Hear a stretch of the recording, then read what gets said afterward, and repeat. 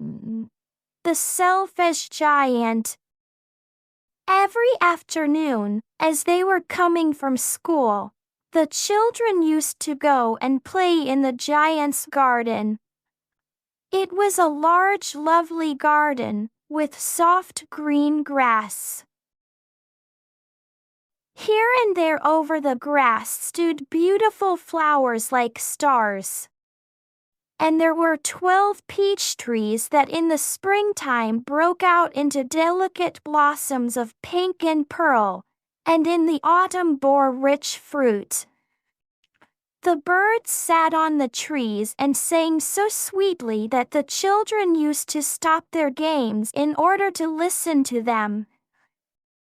"How happy we are here," they cried to each other. One day the giant came back. He had been to visit his friend the Cornish ogre, and had stayed with him for 7 years. After the 7 years were over, he had said all that he had to say, for his conversation was limited, and he determined to return to his own castle. When he arrived, he saw the children playing in the garden. "What are you doing here?" he cried in a very gruff voice, and the children ran away. "My own garden is my own garden," said the giant. "Anyone can understand it, and I will allow nobody to play in it but myself." So he built a high wall all round it, and put up a notice board. "Trespassers will be prosecuted." He was a very selfish giant. The poor children had now nowhere to play. They tried to play on the road, but the road was very dusty and full of hard stones, and they did not like it. They used to wander round the high wall when their lessons were over, and talk about the beautiful garden inside. "How happy we were there," they said to each other. Then the spring came, and all over the country there were little blossoms and little birds. Only in the garden of the selfish giant it was still winter. The birds did not care to sing in it as there were no children, and the trees forgot to blossom. Once a beautiful flower put its head out from the grass. But when it saw the notice board, it was so sorry for the children that it slipped back into the ground again, and went off to sleep. The only people who were pleased were the snow and the frost.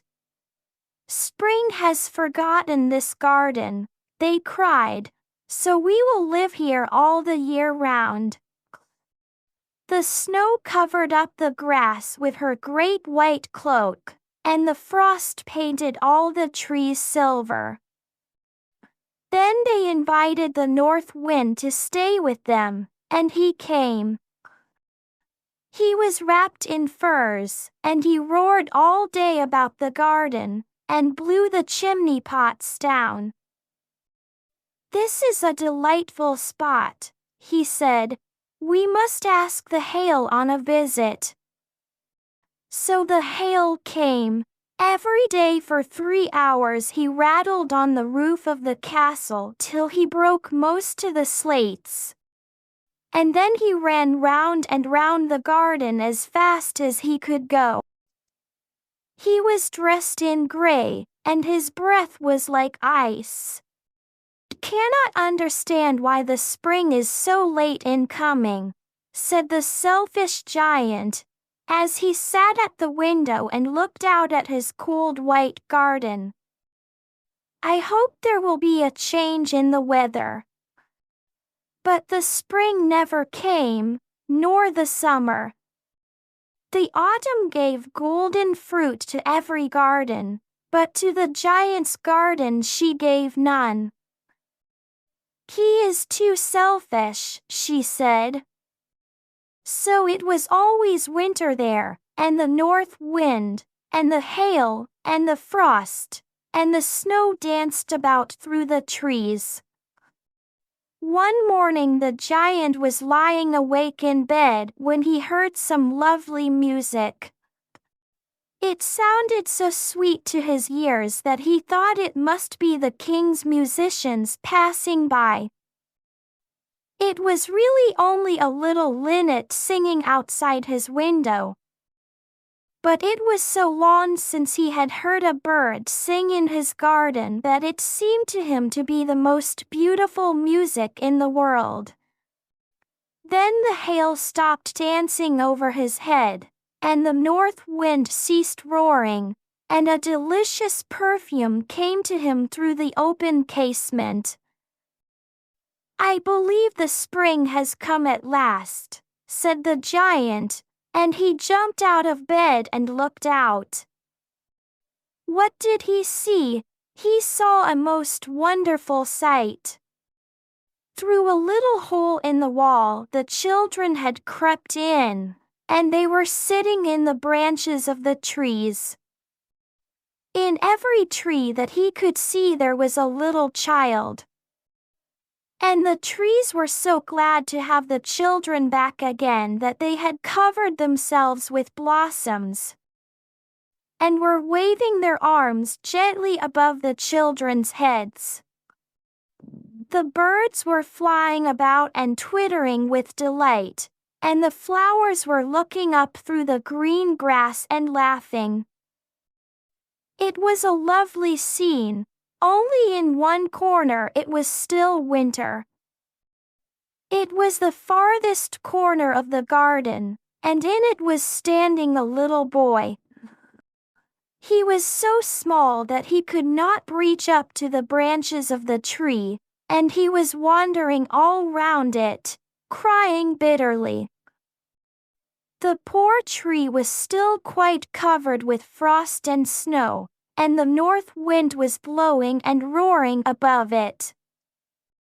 "Climb up, little boy," said the tree, and it bent its branches down as low as it could.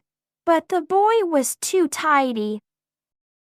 And the giant's heart melted as he looked out. "How selfish I have been," he said. "Now I know why the spring would not come here. I will put that poor little boy on the top of the tree, and then I will knock down the wall, and my garden shall be the children's playground forever and ever." He was really very sorry for what he had done. So he crept downstairs and opened the front door quite softly, and went out into the garden. But when the children saw him they were so frightened that they all ran away, and the garden became winter again. Only the little boy did not run, for his eyes were so full of tears that he did not see the giant coming. And the giant stole up behind him and took him gently in his hand, and put him up into the tree. And the tree broke at once into blossom, and the birds came and sang on it. And the little boy stretched out his 2 arms and flung them round the giant's neck, and kissed him. And the other children, when they saw that the giant was not wicked any longer, came running back, and with them came the spring. "It is your garden now, little children," said the giant, and he took a great axe and knocked down the wall. And when the people were going to market at 12 o'clock, they found the giant playing with the children in the most beautiful garden they had ever seen. All day long they played, and in the evening they came to the giant to bid him goodbye.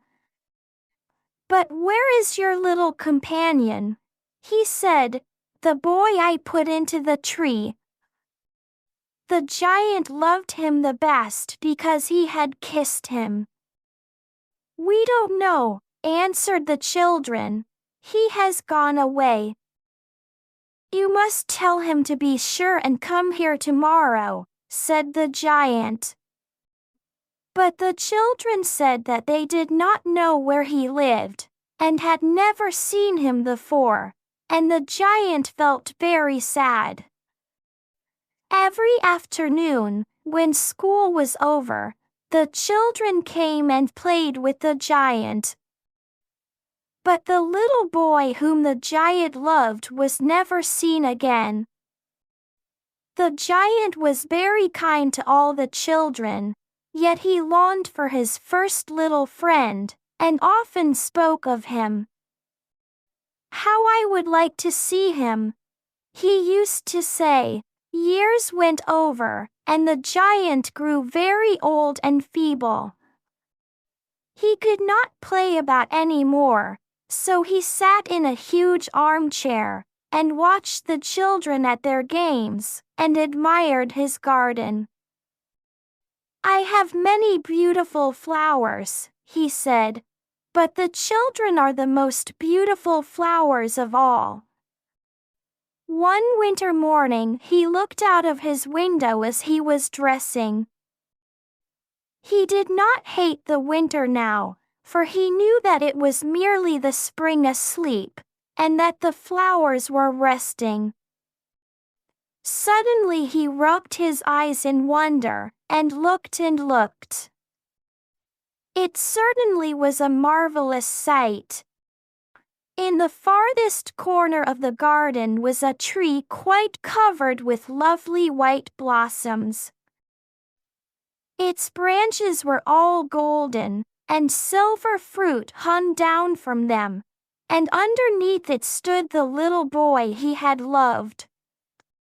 Downstairs ran the giant in great joy, and out into the garden. He hastened across the grass, and came near to the child. And when he came quite close his face grew red with anger, and he said, "Who hath dared to wound thee?" For on the palms of the child's hands were the prints of 2 nails, and the prints of 2 nails were on the little feet. "Who hath dared to wound thee?" cried the giant. "Tell me, that I may take my big sword and slay him." "Nay," answered the child, "but these are the wounds of love." "Who art thou?" said the giant, and a strange awe fell on him, and he knelt before the little child. And the child smiled on the giant, and said to him, "You let me play once in your garden. Today you shall come with me to my garden, which is paradise." And when the children ran in that afternoon, they found the giant lying dead under the tree, all covered with white blossoms. The end. Thanks for watching the video. Don't forget to like the video and subscribe to our channel for more helpful content. Share your thoughts in the comments.